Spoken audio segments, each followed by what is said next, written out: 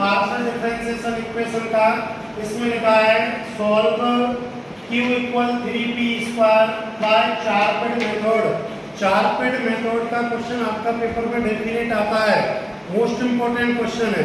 तो सबसे पहले हम क्या करते हैं, ध्यान से देखिए इसे, ठीक है। तो हमने सबसे पहले क्या किया, सॉल्व करेंगे तो 3p स्क्वायर, हम q को इस साइड ले गए तो माइनस q इक्वल आपका 0 हो गया, ठीक है। अब ये जो इक्वेशन रहती है ये आपका function of x by z p and q के रहते हैं। तो हम क्या करेंगे, मतलब x का, y का, z का, p का और q का रिस्पेक्ट में डेरिवेटिव निकाल देंगे। तो सबसे पहले यहाँ पर हमने लिखा del f upon del x। ये बताओ इसमें x है क्या, x है क्या, नहीं है, मतलब x के रिस्पेक्ट में हम क्या करेंगे, डिफरेंशिएशन, ठीक है बेटा। यहाँ सुनिए, यहाँ देखो पहले, तो सबसे पहले यहाँ पर x है क्या, नहीं है, तो आपका ये क्या बन गया 0। Second del f upon del y, अब y के रिस्पेक्ट में करेंगे डिफरेंशिएशन, तो y है क्या इसमें, नहीं है, कहने का मतलब ये आपके कांस्टेंट बन जाते हैं, ठीक है। तीसरा हमने लिखा del f upon del z, z के रिस्पेक्ट में करेंगे तो इसमें z है क्या, नहीं, तो आपका ये भी 0 बन गया। इसके बाद हम निकालेंगे del f upon del p। अब देखो यहाँ पर p के रिस्पेक्ट में करेंगे तो यहाँ पर q आपका कांस्टेंट यानी कि 0 हो जाएगा।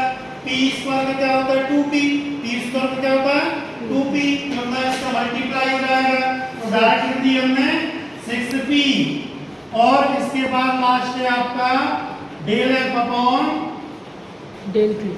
डेल q, ध्यान से देखिए, अब हम q के रिस्पेक्ट में करेंगे तो यहाँ पर क्या आपका ये 0 हो जाएगा, तो आपका कितना आ गया -1। तो सबसे पहले हमने क्या किया बेटा, ये हमारा क्वेश्चन था q इक्वल 3p स्क्वायर, उसमें लिखा आएगा पेपर में कि बाय चारपेड मेथड। और ध्यान से रखिए, यदि नॉन होमोजीनियस जितने भी क्वेश्चन होते हैं वो आप चारपेड मेथड के द्वारा ही सॉल्व करेंगे। तो हमने क्या किया, 3p स्क्वायर, q को इस साइड ले गए तो माइनस q इक्वल 0।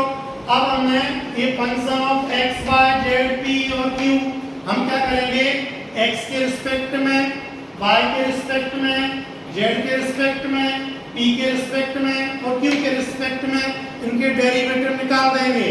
तो पहले हमने लिखा del f upon del x, इसमें x है क्या, नहीं है, तो आपका क्या आ गया 0।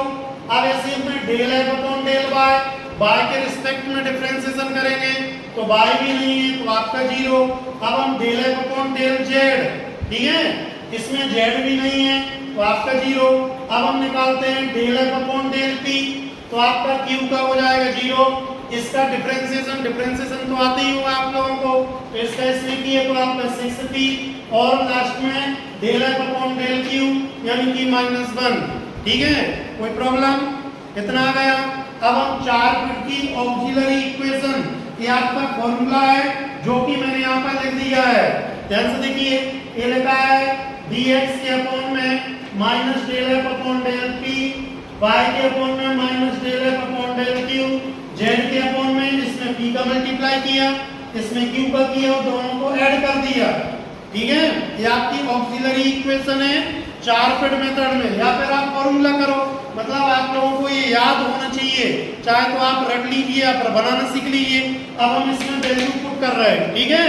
फिर हमने क्या करता था, फिर हम किसी भी दो नंबरों को सॉल्व कर देंगे।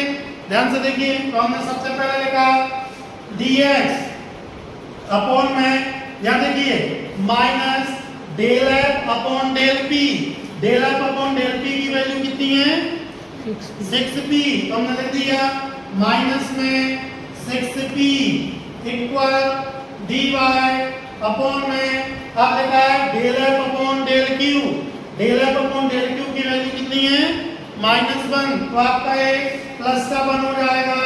और इसके बाद आपका dz अपॉन, यह देखिए ये हमने लिखा पहले माइनस का p, del f upon del p की वैल्यू कितनी थी इनटू में 6p, ठीक है, माइनस q और del F upon del Q की वैल्यू कितनी है, ये लिखी है -1 अब इसके बाद dp अपॉन, या देखिए ये क्या है, del F upon del X की वैल्यू कितनी है 0, कितनी है 0 प्लस p, ऐसी del F upon del Z की वैल्यू भी 0, ये वैल्यू पुट की हमने dq, ऐसी हमने इसमें पुट की 0 प्लस q और इसकी वैल्यू भी 0।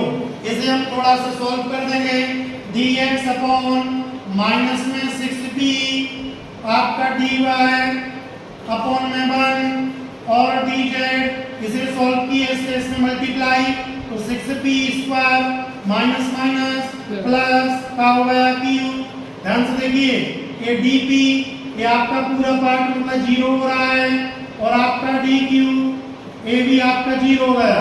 अब हमें दो नंबरों को सॉल्व करना है, यानी a और b की वैल्यू लाना है कांस्टेंट। तो हम क्या करते हैं, इस नंबर को इस नंबर के साथ सॉल्व करेंगे। तो हमने लिख दिया, ध्यान से देखिए dp सॉरी dx अपॉन में माइनस में 6p इक्वल ये dp अपॉन में 0, क्रॉस मल्टीप्लाई करेंगे तो यहाँ पर आपका dp की वैल्यू बन जाएगी 0। इसका हम इंटीग्रेशन कर देंगे, dp का है ना क्या हो जाएगा p और आपका 0 मतलब कांस्टेंट का क्या होता है a। अभी हमने लैग्रेंज में c लिखा था, यहाँ पर हमने ये लिख दिए, ये आपका p की वैल्यू आ गई। Put this value equation number first इसमें रखो, हमने यहाँ पर लिख दिया q इक्वल 3p स्क्वायर, तो आपका q इक्वल 3, p की वैल्यू हमारी a स्क्वायर